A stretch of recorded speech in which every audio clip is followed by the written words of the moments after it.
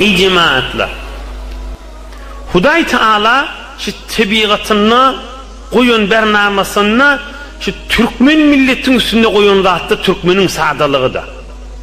Özüne oraya deydim açtımlığı bolsa bolur ha, ol öz yerine. İmme dünya biliye Türkmenin bir hususiyatının biri doğruca gösgön sadalıktır. Onun imanına da Müslümançılıkta da kim doğru sağda gönül olsa Allah'ın aşkına ve Allah'a basım yetiye. Yani basım evliya oluyor şu adam. Basım teverrik oluyor şu. Şun hukku derkar yok da. Maktun ulişan aydiya da ne miktar belinden bolsa ihlası şol kadar açılır hakkın dergası diye.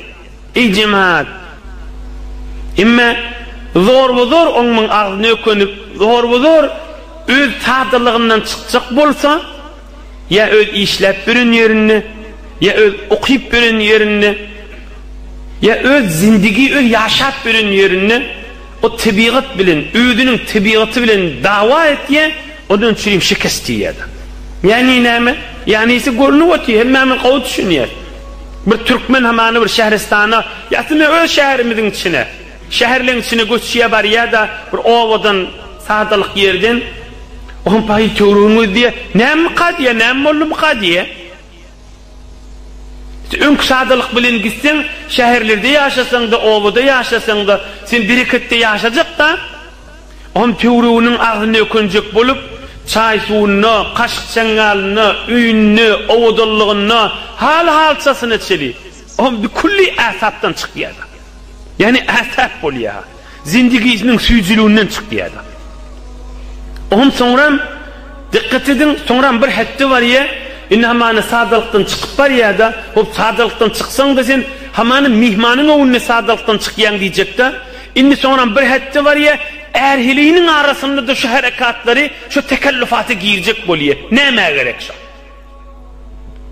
Yani haslen hakıllel şu. Erhiliğin arasında yani ahir adamın rahat bulup oturmalı yerde erhiliği rahat bulup yaşamalı yerde şu ikisinin arasında da zor bir tekellüfat bilen yaşayacak boluyor da. Ama o zindigin sücülüğüne geliyor. Hastet ya o zindigi. Ama bir vurduğunları bir din meclisine neye gerek? Bir din meclisine sana gerek. Ey cemaat, şu din vurduğunu şılaytıp duranım. Şimdi gel imanın içine Müslümançılık, imanına da adam sahadalık bilin, arastalık bilin, doğruculuk bilin, basım Hudayın ışkını yetiye, basım rahat günahını etbirip biliye. Oğrunca günah etmedin ya da. Kız oğlanından, gelinden, cavan oğlanından, ya yanımda gelmedin utanıp, oğrunca telefon vurup, ahuncan oğrunca günah etip, yadadım, Kazıydım, bidar oldum diye. Yoksa hamana bir cevallık taşından fikredinde oğrunca bir adam günah diyen olsa ne mi deyip ya adam ol. Hamanay diyen ha. O bir cevan oğlun oğrunca günah etip be, oğrunca nefsini kayıp buluya diyecek de. Yoksa öncek başlanmış günahını şey etip başlıyor. Hiç kim bilen hak diye, ay Huday da kerimdir diye, öz oğrunca günah et diye de, onun öz lezzetini heyvallık nefsi var da adamın dargatmallan, imaniyattan çıkarmalın adamın nefsi var da oğlum şunu hoş edip bariyaka hamanı emin oğlunca günah ben hiç kimde bilenak diye da ama bir ay, 2 ay, 3 ay geçiverse şu günahın vücuduna, ruhuna bat diye da onun yuvuşluktan onun asılıp başlıyor onun asılıya ölüydü asılıyadan şu günah yoksa hamanı ölünce hoş geçirmeli diyecek de ama Türkmen arasalık, sadalık vücuduna olansın, basın bat diye, onun ihsas ediyor. Hamana şu günaha girmeye kabir rahatlığı vardı. Şu günaha girmeye kabir ayallığını, doğunu, ini diyadesi bilen gülüyedi. Onun öz dinanası bilen eğer bilen gülüşüyedi, inni o ayrılışıp var ya. Bu doğruca vurduğunda, adamı hasta bir milleti basım yadat diye. Ne mıdam oğrun gelmeli lazım.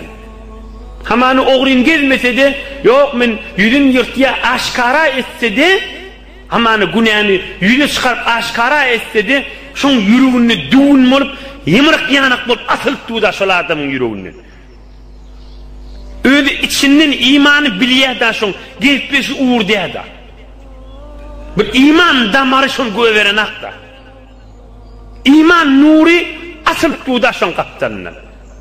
Yani şoň özi ey cemaat, yani şoň ödür ulkan keramat taş. Ben bir dostum vardı, Allah rahmet etsin, bir evliya adamdı. Yani eniden dünya gelinne ona ulamalı veliyül veladet diyeler. Dünya gelinne evliya olup gelenlerden de benne Abdülkadir Geylani yale. O benne bir gün bir marif ulum aytıp dudi. O dikkat edin inşallah hemen düşünürsünüz. Olay dipti, iki tüzlü keramat vardır dipti. İki tüzlü keramat var diyerdi. Bir keramat var, keramati kavni. Ol amana, odol qarahun işanna, hakberdahun işanna, ya beyleki pirlerde, evliyalarda işliye de falan keramat borttur deyip, o keramati kavni bir tohur evliyalarda boliye, ol keramat bir zamanla az tafliye ya yoğu oluy ol pariyah diyerdi. Neyme deyip, lokmala katışansın, haram lokma, halal lokma katışansın. Onun sadakası haram lokma iyiptir, onun sadakasına barılıyor. O zira keramet yıl ve yıl azal şey diyerdi. İmme başka bir keramet ba, ol ganimet Müslümanına ba diyerdi. O neyme keramet? O şu kerameti. Ona kerameti vicdani diyerler.